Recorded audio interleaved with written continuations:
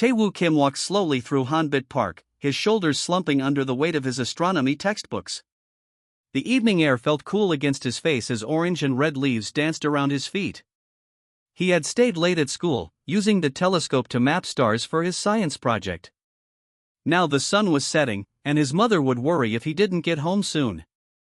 He took the shortcut across the park, passing the old fountain where children played during summer. That's when he noticed an elderly man sitting alone on a bench. Something seemed wrong. The man was leaning forward strangely, one hand clutching his chest. Tae-woo stopped walking. He watched for a moment, wondering if he should mind his own business. But when the old man made a choking sound, Tae-woo dropped his backpack and ran over. "Sir? Are you okay?" Tae-woo asked, his heart beating faster. The elderly man looked up with pain-filled eyes. His face had turned gray, and sweat beaded on his forehead despite the cool air. He opened his mouth to speak but no words came out. "Can you tell me what's wrong?" Tae-woo asked, pulling out his phone. The man gestured weakly at his chest and gasped, "Heart. I think." Tae-woo immediately dialed emergency services. "Hello? I need an ambulance at Hanbit Park, near the east entrance. There's an elderly man having what looks like a heart attack." While waiting for the ambulance, Tae-woo remembered his school's health class from last year. The teacher had shown them how to do CPR. He had practiced on a dummy, never thinking he would need to use it in real life. "Sir, I'm going to help you lie down," Tae-woo said, gently easing the man from the bench to the ground. The old man's eyes were starting to close. Tae-woo checked for a pulse like he had learned and found it weak and irregular. The man's breathing became shallow. Then it stopped. "No, no, no," Tae-woo whispered. He positioned his hands over the man's chest and began compressions, counting under his breath. 1, 2, 3, 4. People walked by, some stopping to watch. A woman asked if she could help, but Tae-woo was focused on his task. Sweat dripped from his forehead as he continued compressions. After what seemed like forever but was only minutes, the man gasped. His eyes fluttered open just as sirens wailed in the distance. "You're going to be okay," Tae-woo said, relief flooding through him. "The ambulance is almost here." The old man reached up weakly and gripped Tae-woo's wrist. "Thank you," he whispered. "My name is Dr. Sunho Park. Remember it." Then the paramedics arrived, pushing Tae-woo gently aside. They worked quickly, placing oxygen over Dr. Park's face and hooking him to machines.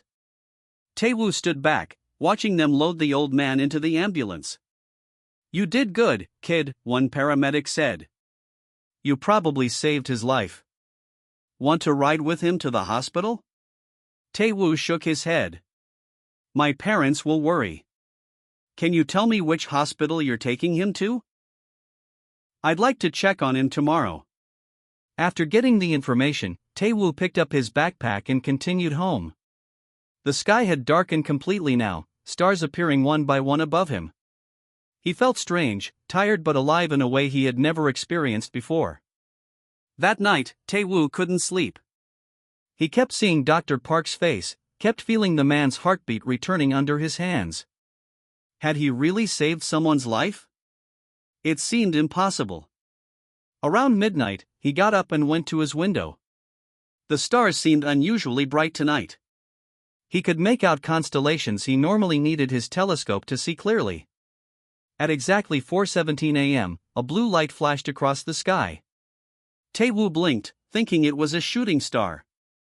But the light pulsed again, hovering over the park where he had been earlier. Then it vanished. Tae-woo rubbed his eyes. Maybe he was more tired than he thought. He returned to bed and finally fell asleep, dreaming of stars that spoke to him in a language he almost understood. He had no way of knowing that by morning, his life would change forever if the doorbell rang at exactly 7 a.m. Tae-woo groaned and pulled his pillow over his head. After barely sleeping, the last thing he wanted was to get up. The bell rang again, more insistent this time. "Tae-woo! Can you get that?" his mother called from the kitchen. Muttering under his breath, Tae-woo dragged himself out of bed. He shuffled to the front door in his wrinkled pajamas, hair sticking up in all directions. When he opened the door, he froze. Dr. Sunho Park stood on his doorstep, looking perfectly healthy. The old man wore a neat gray suit and carried a small black briefcase. There was no sign of yesterday's heart attack. "Good morning, Tae-woo," Dr. Park said with a slight smile. "May I come in?" Tae-woo blinked several times. How did you know where I live?" "I have my ways," Dr. Park replied, stepping past Tae-woo into the house. "Is there somewhere we can talk privately?" Still confused, Tae-woo led the old man to the small balcony off the living room. His mother peeked out from the kitchen, raising her eyebrows in question. "It's okay, Mom," Tae-woo said.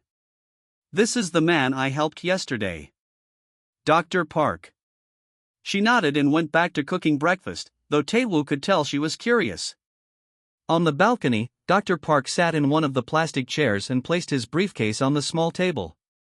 "You must have questions," he said. "Yeah, like how are you even walking around? You had a heart attack yesterday." Dr. Park smiled. What happened yesterday was real, but it wasn't a heart attack. He leaned forward.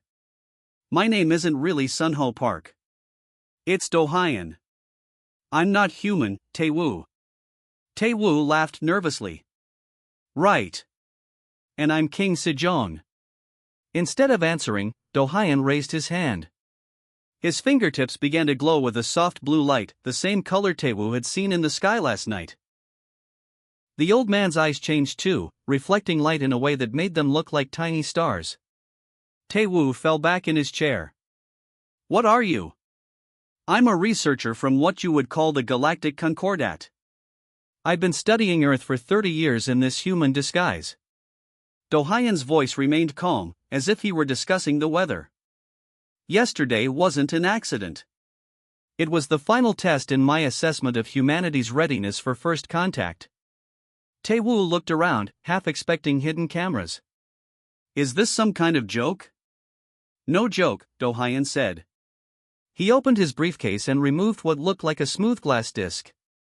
When he tapped it, a three-dimensional image appeared above it, a map of stars and planets, moving slowly in perfect detail. The Concordat includes 17 spacefaring civilizations. We've been watching Earth for centuries, debating whether humans are ready to join the wider community. Tae-woo stared at the star map, recognizing some constellations but seeing many more he'd never imagined. "Why me?" he finally asked. "You helped someone you thought was dying, with no expectation of reward. Such actions are rarer in the universe than you might think." Do-hyun's eyes returned to normal as he continued. "Many species advance technologically but never develop compassion beyond their immediate group." Tae-woo's mind raced. "So yesterday was a test? And what, I passed?" "You did. Now I'm authorized to offer you a choice." Do-hyun tapped the disc again, and the star map disappeared. "Earth stands at a crossroads. We can make first contact now, with you as the initial ambassador. Or we can wait another 100 years. "Me? An ambassador?" Tae-woo laughed. "I'm failing history class. Your academic standings are irrelevant. What matters is your capacity for empathy and quick thinking under pressure." From the kitchen came the sound of plates being set on the table. Tae-woo's mother called, "Breakfast is ready." "I need to think about this," Tae-woo said. Do-hyun nodded. "You have until sunset." He closed his briefcase and stood. "If you decide to accept, meet me at the bench where we first met." Before leaving, Do-hyun paused at the door. "One more thing. The blue light you saw last night? That was my ship, scanning you.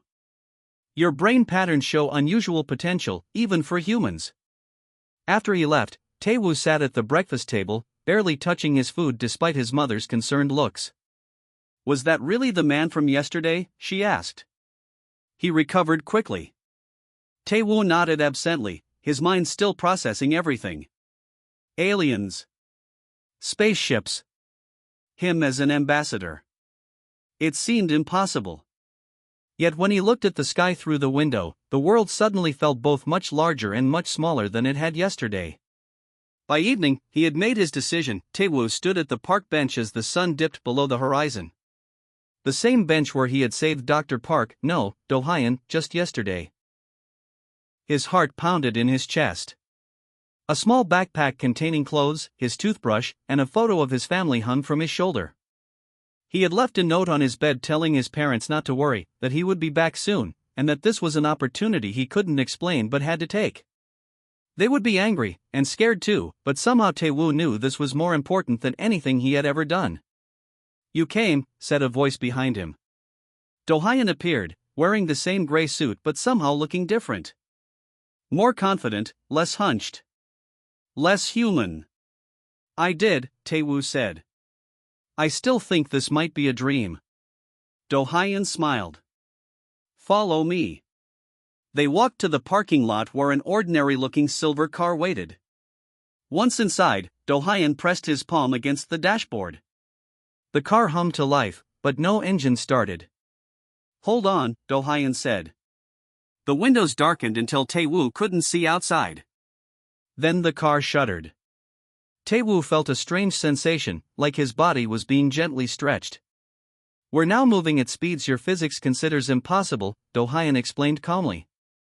"We'll reach the diplomatic station in about 3 hours."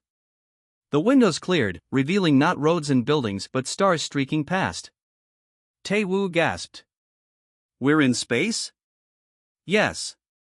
This isn't a car but a transport vessel designed to blend in on Earth." Tae-woo watched the stars with wide eyes. "I always wanted to be an astronomer," he whispered. "I never thought I'd actually travel among the stars." Time passed quickly as Do-hyun explained the basics of the Galactic Concordat. 17 species with spacefaring technology, hundreds more known but not yet advanced enough to join. A complex system of laws and customs developed over thousands of years. "The station we're going to orbit's a binary star system," Do-hyun said. "It's where representatives from all Concordat worlds meet and live." When they arrived, Tae-woo's first sight of the diplomatic station took his breath away. It wasn't a ship or satellite but an entire artificial world, a sphere the size of Earth's moon, glowing with countless lights as it circled 2 suns, one blue, one orange. Inside the docking bay, beings of various shapes and sizes moved about. Some looked almost human. Others were utterly alien, floating clouds of gas, crystalline structures that seemed to walk on light, things Tae-woo couldn't even describe. "Don't stare," Do-hyun whispered. "It's considered rude in most cultures." Tae-woo nodded, trying to keep his eyes forward as they walked through wide corridors. The air smelled different here, clean but with hints of unknown spices and flowers. A being approached them. It walked on 2 legs but had 4 arms and skin that shifted colors like an octopus. It wore what looked like a uniform made of flowing silver material. "This is Minji," Do-hyun said. "She will be your translator and guide." "Hello, Tae-woo Kim of Earth," Minji said in perfect Korean. Her voice sounded musical, like several people speaking in harmony. "Welcome to Harmony Station." Minji led them to a small apartment that would be Tae-woo's home. The furniture adjusted itself to human proportions as they entered. "The Concordat has decided your species shows potential," Minji explained. "But some factions oppose human inclusion. They believe humans are too violent, too unpredictable." "So what happens now?" Tae-woo asked.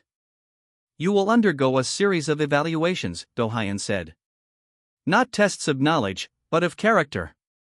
Your responses will help determine if Earth joins the Concordat now or remains isolated for another century." That night, alone in his new quarters, Tae-woo stood at a window looking out at the twin suns. The reality of his situation hit him fully for the first time. He was light years from home, the only human among thousands of alien beings, carrying the future of Earth on his shoulders. On his desk sat a device Minji had called a universal communicator. It blinked with a message: "First evaluation begins tomorrow at Station Dawn. Rest well." Tae-woo touched the window. From here, Earth's sun was just another distant star, invisible among countless others. Somewhere out there, his parents were probably discovering his note, maybe already calling the police. I'm sorry, he whispered to the stars. But I think this is bigger than all of us. He turned from the window and prepared for bed, wondering what challenges tomorrow would bring. Taewoo had been on the diplomatic station for 3 weeks. Each day brought new challenges, puzzles that tested his ethics, meetings with alien representatives, and lessons about the complex politics of the Concordat. At night, he would fall into bed exhausted, his mind racing with all he had learned. Today, Minji had shown him to the Central Gardens, a vast space where plant life from dozens of worlds grew together in careful harmony. The air smelled sweet and strange. Taewoo sat on a bench made from something like blue marble, waiting for Minji to return from a meeting. 2 tall beings walked past, deep in conversation. They had smooth gray skin and long fingers, and wore dark robes with silver patterns. Taewoo recognized them as members of the Isolation faction, the group most opposed to Earth joining the Concordat. The human experiment ends tomorrow, said one of them. Taewoo remembered his name was Juno. Our evidence against their inclusion is overwhelming. But they haven't seen all the data, replied his companion, who Taewoo knew as Haisu. The council might question our methods. The data is irrelevant. The decision has already been made. They moved on, not noticing Taewoo sitting quietly in the shadows of a large purple leaf tree. His heart pounded in his chest. The final evaluation wasn't scheduled until next week. Something was wrong. When Minji returned, Taewoo told her what he had overheard. I feared this might happen, she said, her skin flickering with patterns of concern. The Isolation faction has held power in the Concordat for too long. They don't want change. But why block Earth specifically? Taewoo asked. Minji's forearms moved in a complex gesture that indicated frustration. It's not just Earth. My own world was kept in provisional status for 3 centuries. Many newer species face similar treatment. That's not fair, Taewoo said. Fair doesn't matter in politics, Minji replied. Power matters. That night, Taewoo couldn't sleep. He paced his small apartment, thinking hard. If the Isolation faction had already decided Earth's fate, his evaluations had been meaningless all along. An idea struck him. He pressed the communication panel. Connect me to Representative Dohyun, please. Within the hour, Taewoo had gathered a small group in his quarters, Dohyun, Minji, and representatives from 4 other species that had joined the Concordat within the last millennium. They all shared stories of unfair treatment and blocked opportunities. The system is broken, said Taewoo. But we don't need to accept it. Using his astronomy training, Taewoo mapped out the power structure of the Concordat on his room's display wall. He identified key connections and points of influence. The others added their knowledge, filling in gaps in his understanding. Look, he said, pointing to a pattern that emerged. The Isolation faction controls access to all new data. They decide what information reaches the council. By the stars, he's right, said Hanul, a small being with feathery skin. They've created an information monopoly. Through the night, they formed a plan. Each would gather evidence from their own sources. Minji, with her access to translation systems, would document cases where information had been altered before reaching the council. The next day, as Taewoo was escorted to what he now knew was a sham final evaluation, he felt surprisingly calm. When he entered the Great Council chamber, all 17 Concordat species were represented in a ring of high seats. In the center stood a small platform where Taewoo was directed to stand. Taewoo Kim of Earth, announced a voice. You have undergone evaluation to determine your species' readiness to join the Concordat. The Isolation faction has presented their recommendation. Do you wish to speak before the vote? I do, said Taewoo. He looked up at the council members. But not about Earth's worthiness. A murmur ran through the chamber. Instead, I wish to present evidence of corruption within the Concordat itself. The chamber erupted in shocked voices. Juno rose from his seat, his gray face darkening with anger. This is outrageous. The human has no standing to make such claims. But Taewoo had already activated the data crystal Minji had given him. Above his head appeared hundreds of documents, communications, and altered reports, all evidence of the isolation faction's manipulation. I stand here not just for Earth, Taewoo said, his voice growing stronger, but for every world whose voice has been silenced by those who fear change. From the entrance doors came Minji and the others, each carrying more evidence. The council chamber fell into chaos as centuries of corruption were exposed in minutes. Taiwo's heart raced, but he stood tall. Whatever happened next would change not just Earth's future, but the Concordat itself. The sun rose over Hanbit Park, casting long shadows across the grass where everything had begun just 1 year ago. Taewoo sat on the same bench where he had saved Do Hyan's life. He wore a simple dark blue suit with a small silver pin on the lapel, the mark of Earth's first official ambassador to the Galactic Concordat. The past 6 months had been a whirlwind. After the dramatic council session that exposed the isolation faction's corruption, the Concordat had undergone its first major reform in 10,000 years. The old power structure crumbled as species long denied equal standing finally gained their rightful voice. Taewoo had returned to Earth 3 months ago. His parents had been frantic when he disappeared, but government officials had already contacted them by the time he returned. Now they knew the truth: their son had changed humanity's destiny. "Enjoying the view?" asked a familiar voice. Minji sat down beside him, wearing her human-shaped exosuit. To any passerby, she looked like an ordinary young woman, though something about her eyes might seem unusual if someone looked too closely. "Just thinking," Taewoo replied. 1 year ago I was just a kid who liked stars. Now I help manage first contact protocols." The transition had not been easy. World leaders had initially refused to believe the story of aliens and galactic politics. It took a small demonstration of Concordat technology, Do Hyan fixing climate measurement satellites with a handheld device, to convince them this wasn't an elaborate hoax. "The first medical technology transfer arrives next week," Minji said. "Your scientists are very excited about the cancer treatment methods." That was the agreement they had reached. Earth would receive technologies gradually, starting with medical and environmental solutions. Weapons technology would come much later, if ever. In exchange, humans would share their art, music, and unique perspectives with the Concordat. "How are things at the station?" Taewoo asked. "Different," Minji said. "Better. Species that never spoke to each other are forming alliances. The council chambers are louder, messier, more alive." Taewoo smiled. The Concordat had been stagnant for too long, controlled by the oldest species who feared change. Now newer voices brought fresh ideas. "Did you hear about Juno?" Minji asked.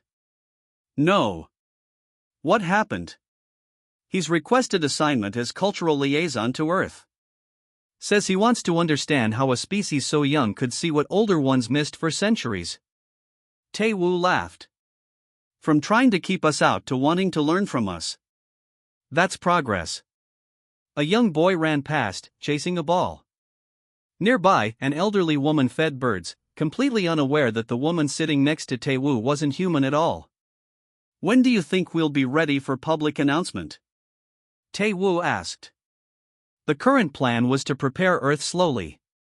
Key scientists, doctors, and leaders were being informed first. The public would learn about the Concordat gradually over the next 5 years, to prevent panic or social disruption.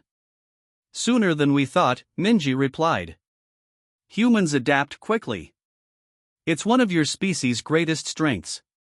In the distance, Taewoo noticed a young woman helping an elderly man who had dropped his groceries. Neither knew they were being observed by beings from 3 different worlds. Minji followed his gaze. "More evaluators?" Taewoo asked. "Not exactly. The council is studying kindness now. Why some species develop it and others don't. Your Earth has become something of a laboratory for compassion studies." Taewoo watched as the young woman and old man parted ways, both smiling. Such a simple interaction, yet so important. His phone buzzed. A message from the science minister about tomorrow's meeting with Concordat engineers. There was so much work ahead, preparing humanity for a much bigger universe, while ensuring Earth's culture and independence remained strong. "I should go," Taewoo said, standing. My mother still insists I finish high school, intergalactic ambassador, or not. Minji laughed, the sound like music. Mothers are the same across the galaxy.